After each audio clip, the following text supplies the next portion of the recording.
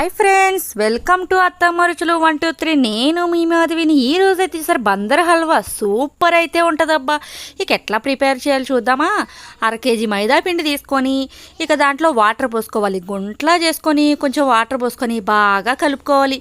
ఎట్లా అంటే కొద్దిగా గట్టిగా కాకుండా మెత్తగా జారుగా కాకుండా అట్లయితే మాత్రం కలుపుకోవాలి. మొత్తాన్ని కూడా బాగా కలుపుకోవాలి.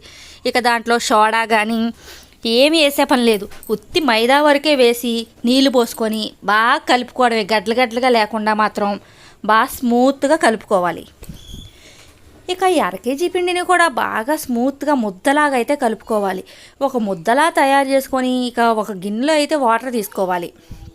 ఇక చూసారా, ఒక ముద్దలా అయితే కలుపుతున్నాం. ఇక దీన్ని మొత్తాన్ని కూడా సాగుతూ ఉందనమాట. ఇక వాటర్ ఒకటి ఏమీ పోయేలా, డాల్డా కానీ ఏమీ పోయకుండా ఉత్తి నీళ్ళు మైదా పిండి వరకే పోసి ఒక ముద్దలా చేసి పక్కన పెట్టుకోవాలి. ఇక వాటర్ తీసుకోవాలి. కొంచెం వాటర్ తీసుకొని గిన్నెలోకి వాటర్ తీసుకొని వాటర్లో అయితే ఈ ముద్దని వాటర్లో వేసేసుకోవాలి. ఇక ఈ ముద్ద వాటర్లో వేసేసి బాగా నాననివ్వాలి. చూసారా, 1 లీటర్ దాకా వాటర్ ఉన్నాయి. ఇక వాటర్లో మాత్రం ఈ ముద్ద అట్లా పెట్టేస్తే బాగా నానిద్ది. ఒక 3 గంటల సేపు తర్వాత ఆ ముద్దని బాగా దాన్ని జ్యూస్ మొత్తం కూడా వచ్చేయాలన్నమాట. అట్లా అయితే మాత్రం బాగా నలుపుకోవాలన్నమాట. ఇక పాలు అంటాం అనమాట, పాలు తయారవ్వాలి. ఇక మొత్తాన్ని కూడా బాగా పిసుక్కుంటా ఉంటే మాత్రం మొత్తం కూడా పిండిలో ఉన్న జ్యూస్ మొత్తం కూడా 2-3 గంటల సేపు నానిద్దిగా. 2-3 గంటల సేపు నానాక దాంట్లో ఉన్న జ్యూస్ మొత్తం కూడా పోయిద్ది అనమాట. ఇక వాటర్లోకి వచ్చేసరి ఎక్కడ చిన్న ముక్క కూడా ఉండకూడదు. మొత్తం కూడా తీసేసి ఆ పిండిలో ఉన్న మొత్తం చూసారా పాలల్లా తయారైనాయి. ఇక ఎక్కడ చిన్న ముక్క కూడా లేకుండా మొత్తం కూడా తీసేసుకోవాలి. మనం ఉత్తి పాలు వరకే ఉంచుకోవాలి. చూసారు, చిన్న ముక్కలు కూడా ఏరేసుకుంటాం. ఎందుకంటే మనం మొత్తాన్ని కూడా బాగా నలుపుకుంటే మాత్రం దాంట్లో ఉన్న జ్యూస్ మొత్తం కూడా కిందకి దిగిపోయింది. ఇక పాలల్లా తయారయ్యిద్ది. ఇక పాలల్లో మనం చూసుకోవాలి, ఎక్కడైనా చిన్న చిన్న ముక్కలు ఉన్నా కానీ తీసేసుకోవాలి. ఇక ఈ పిండిని మొత్తాన్ని తీసి వేస్టేజ్ ఇది మొత్తం కూడా ఇక పారేసుకోవడమే. ఇక పాలు వరకే పక్కన పెట్టుకోవాలి. ఇక పాలని ఒక అరగంట సేపు పక్కన పెట్టుకోవాలి. ఇక పిండి చూసారు, ఇక వేస్ట్. ఆ పిండి మొత్తం కూడా బాగా పిండేసి పాలు వరకు ఉంచి పిండిని పారేసుకోవాలి. ఇక నెక్స్ట్ అయితే మాత్రం ఇక బెల్లం, 1.5 కేజీ బెల్లాన్ని చితక్కొట్టుకోవాలి. 1.5 కేజీ బెల్లాన్ని బాగా చితక్కొట్టు కళాయిలో వేసుకొని కొంచెం వాటర్ పోసుకొని 1/2 లీటర్ వాటర్ పోసుకొని పొయ్యి మీద పెట్టుకోవాలి. చూసారా, బందర్ హల్వా. అబ్బా, మీలో బందర్ హల్వా ఎంతమందికి ఇష్టం? నాకైతే మాత్రం చాలా ఇష్టం అబ్బా. ఇక ఈ Bandar halwa day by day చేస్తూనే ఉంటారు. ఇక చేసిన రోజైతే మాత్రం ఒక స్పూన్ తిన్నా కానీ టేస్ట్ అయితే వేరే లెవెల్ ఉంటుంది. ఇక చూసారా, పాకం మొత్తం కూడా దగ్గరకు వచ్చేసింది. ఇక మనం పంచదార పాకాన్ని కూడా 1 లీటర్ పంచదార పాకాన్ని కూడా వేసుకోవాలి. ఈ బెల్లం పాకంలో పంచదార పాకం కూడా వేసుకోవాలి. లీటర్ పాకం వచ్చేలా చూసుకోవాలి. ఇక నెక్స్ట్ అయితే పాలు. మనం ఇందాక పిండిని జ్యూస్ మొత్తం తీసేసాం చూసారా, ఆ పాలను మొత్తాన్ని కూడా బాగా కలుపుకొని బెల్లం పాకంలో పంచదార పాకం కలిపాంగా. ఇక 2 కేజీల పంచదారని బాగా చిక్కగా మరగనేస్తే పాకం తయారైతే ఆ పాకం వేసుకున్నాక ఇప్పుడు ఈ రెండిట్ల మళ్ళీ కూడా ఈ పాలు మనం ఆల్రెడీ పక్కన పెట్టుకున్న పాలు అంటాం వాటిని, ఈ మైదాపిండి నీళ్ళని. ఈ మైదాపిండి నీళ్ళ మొత్తాన్ని కూడా ఇక వాటిలో వేసుకోవాలి. చూసారా, జిగురుగా అయితే దగ్గరగా అయితే చిక్కబడిపోయిద్ది. ఇక మనం కలుపుతూ ఉంటే చిక్కబడిపోతూ ఉంటుంది అనమాట. ఇంకా బాగా కలుపుకోవాలి. దాన్ని మనం అడుగు పట్టకుండా కలుపుతూ ఉంటే మాత్రం ఇక చూసారా అసలు ఎంత బాగా చిక్కబడిపోతుందో. అవి పాలు నీళ్ళల్లాగే ఉన్నాయి, ఏమీ లేదు దాంట్లో. కానీ ఈ బెల్లం పంచదార పాకంలో వేసేసరికి ఇక చిక్కబడిపోతుంది. ఇక కలుపుకుంటూ ఉండాలి బాగా. చూసారా, పొగలు వచ్చేస్తుంది. కింద మంట బాగా ఉందనమాట.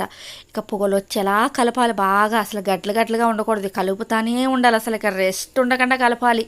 అట్లా కలిపితే మాత్రం ఇక బందర్ హల్వా అయితే సూపర్ ఉంటుందబ్బా. ఇక బాగా కలుపుకోవాలి. ఇక అది కూడా బాగా చిక్కబడిపోయింది చూసారా. ఇక బాగా చిక్కగా అయిపోవాలన్నమాట, మడ్లాగా అయిపోయింది. ఇక అట్లా చిక్కగా అయిపోయినాక మనం నెక్స్ట్ ఏం చేయాలంటే చూడండి, ఇక అడుగు పట్టకుండా కళాయి చుట్టూ వేస్తున్నారు, మళ్ళీ చుట్టూ గీకేస్తున్నారు.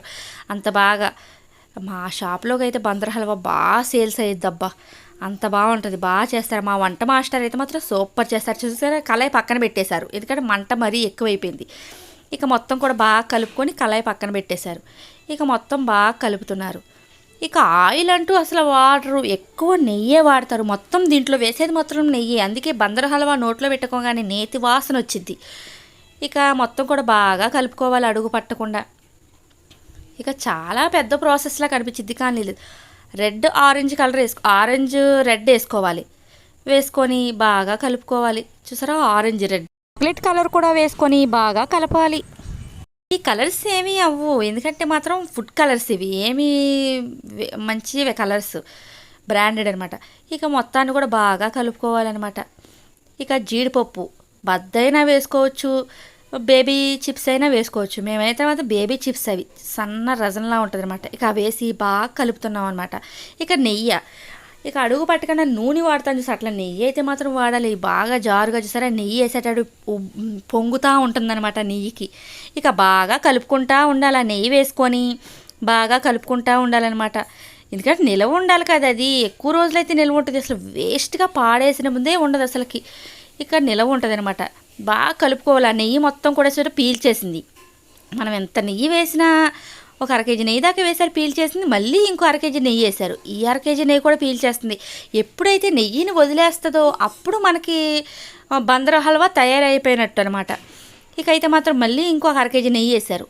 మళ్ళీ కూడా బాగా కలుపుకొని కొద్దిగా యాలక్కాయ పొడి అయితే వేసుకోవాలి. ఇక యాలక్కాయ పొడి కొద్దిగా వేసుకొని బాగా కలపాలి, స్మెల్ మరి బాగా రావాలి కదా.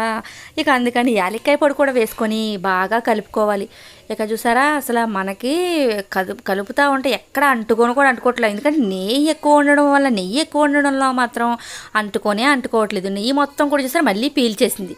ఇక మొత్తం నెయ్యి లేకుండా అయిపోయింది. మళ్ళీ కొంచెం నెయ్యి వేస్తున్నాం, ఎందుకంటే ఇప్పుడు మనకి నెయ్యి తేలాలన్నమాట. తేలే వరకు కూడా మనం వేస్తూనే ఉండాలన్నమాట నెయ్యి.